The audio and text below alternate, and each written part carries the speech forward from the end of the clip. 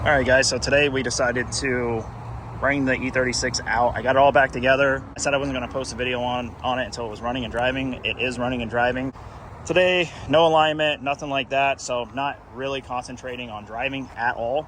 I just kind of want to put the car through the paces and make sure that it's not going to explode or anything like that. Going to mess with the rev limiter, get it dialed to where I like it. Still never drove the car with the AR5 or anything like that, so I have no idea, you know, how it's gonna react or if it's even gonna stay together, anything like that. This is complete 100% shakedown. I got Justin here. He came out to aid me and emotional support. Emotional, damn it. Yeah, so we're kind of just gonna let it get up to temp and kind of see if it's gonna do anything. So I figured I'd just record because I said I would. But don't expect anything crazy besides seeing the car run and drive for the first time. So let's get it. Real quick, also just huge thanks to everybody who helped me out with this car from the start. We got K2 Industries with the overs. Maxpeedingrods came through, helped me with the suspension on the car. It has all the Maxpeeding arms, coilovers, the whole nine on that. Maxpeeding cold air intake for the LS. This is actually really nice. We have Maxpeeding throttle linkage, also very nice. TH Tuning DeLand Dyno for helping me get it tuned, and Dyno Juice Monkey for assisting me in parts and lending a helping hand. Justin for all the emotional support. Evil Energy, I cannot forget Evil Energy. They hooked it up with all of the PTFE lines, the AN fittings, the fuel system. Everything on this car is Evil Energy as far as fuel goes, and Maxpeeding. Really, those are the two main sponsors on this, and I will link all these products in the description below in this video with a discount code for both. So if you're in the market for anything that you need for your car, whether Maxpeeding can help you out or Evil Energy, make sure you take a look. Use my code. I don't get anything off of it, but you guys save money, and that's what it's all about. So with that being said, just wanted to thank everybody and show my appreciation, and we are going to see what this thing, whether it's going to break or not.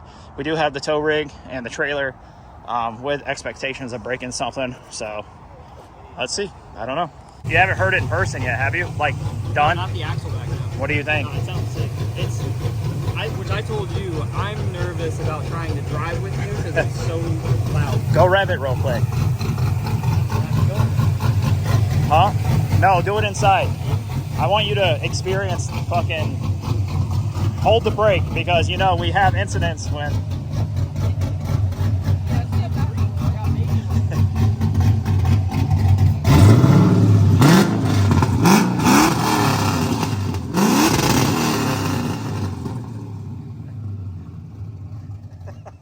That's so loud. it's stupid, right? That's crazy. Does it sound? I won't be able to hear my car. You got a helmet and earphones. You'll be fine. You'll be fine. No, we're gonna do an exhaust. It is an axle dump. It's 3-inch. It's headers to a 3-inch Y pipe. 3-inch axle dump comes after the axle. So, I mean, technically, it's track legal for anywhere. It's perfectly fine if you want to be an a-hole. Yeah. Uh-oh. Brother. Just got here. I think it's... All right, well, that's weird.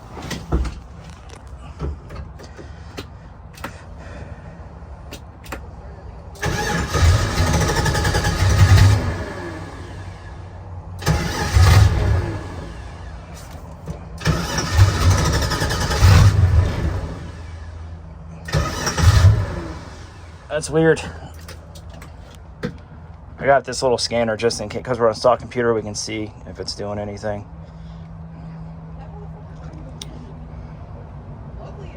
Just mass airflow codes. What the fuck? Watch yourself.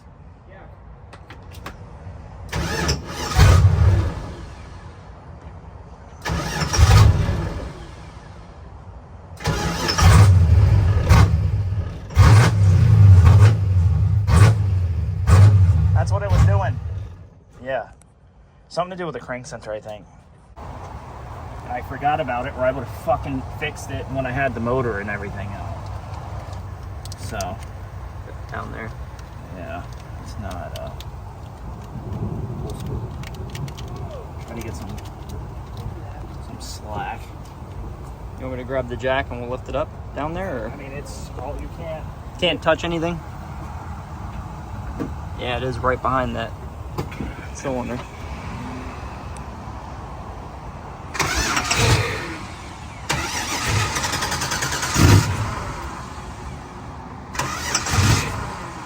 Let's try clearing the codes again.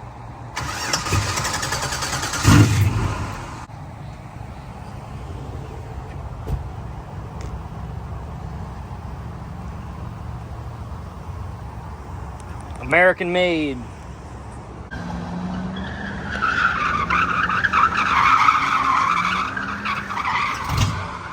That's cute. We're gonna be like that.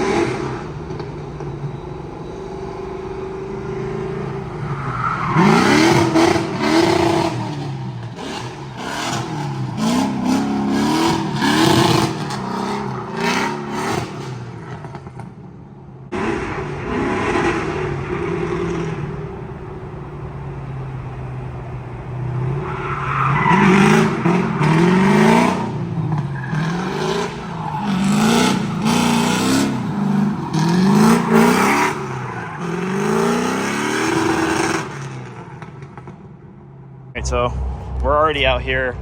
We decided to go grab a crank sensor. I checked wiring and stuff and everything seems to be okay.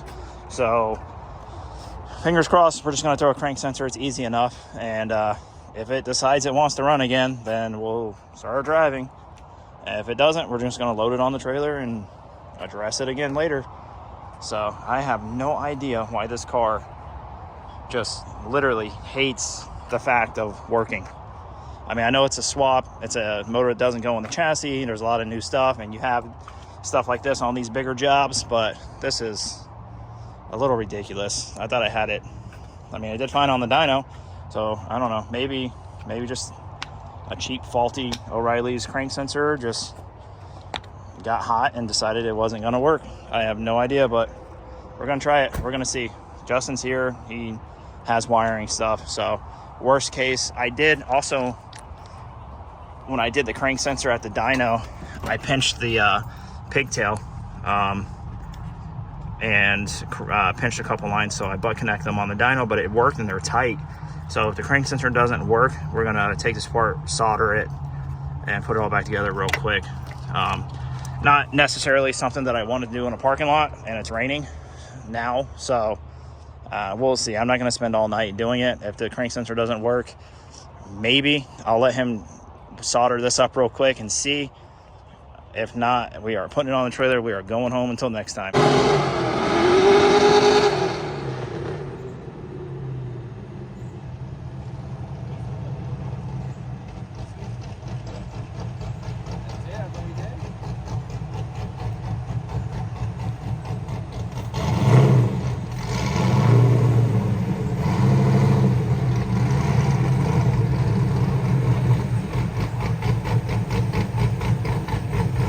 So we figured out, as I was testing it, I will insert a clip of the car running decent after this, but we were testing it. I was paying attention to the gauges and stuff, and at 200 degrees exactly on my temp gauge is when the car would pull timing and start acting weird and shut off and not want to run. So after confirming it, when it hit 200, the car would shut off. Like, it would just pull all the timing, it wouldn't do anything, it would stall, wouldn't fire, popping, banging. Sure sign of it dumping fuel and pulling timing. So we assumed it's some sort of like safety or something weird going on. So we let it cool. It gets under 185, you push a button, boom, car is perfect. Once again, as soon as it touched 200, car shut down. We did it like 5 or 6 times just to confirm that it was a temp issue. It's something with the ECU shutting everything down. So I bought a temp sensor, and sorry, my camera's still broke, but I bought a temp sensor. I just tested it and got the car up to 200 degrees. It shut off. It was being weird, wouldn't start. I plugged in the new temp sensor and it started idling normal. I was doing a weird thing where it was running like super lean at idle too, or rich, one or the other. I can't recall, but it was doing something weird, and my tuner was like, hey, what's up with your wideband? It's not reading correctly. You probably have an exhaust leak, or there's something weird going on at idle, so we need to look into it. As soon as I plugged the sensor in and turned the car on, idle where it was supposed to, just like it was on the dyno, and it lets the car get over 200 degrees without shutting off. We actually got it up to like 225, kicked the fans on, it went back down to 190, and the car seems to be doing what it's supposed to do. So it's as simple as a $14 sensor. If you guys are ever having that issue, I've never seen one to where it affects the LS like that with a temp sensor. Usually they just run rich or whatever, but in this case, on this car with this harness, this ECU and the tune, the temp sensor was pretty much, and I verified it with my scanner, the temp sensor was pretty much an on and off switch. So it was reading 95 degrees until it hit 200. When it hit 200, it pegged, which pulled all the timing out of it and added fuel in the tune just for safety issues or safety precautions or whatever. So it thought the car was like over 250 degrees and it was trying to save it, so it was pulling the fuel and or giving it full, pulling whatever it does to make sure it's not going to blow up is what it was doing, because it thought the car was super hot.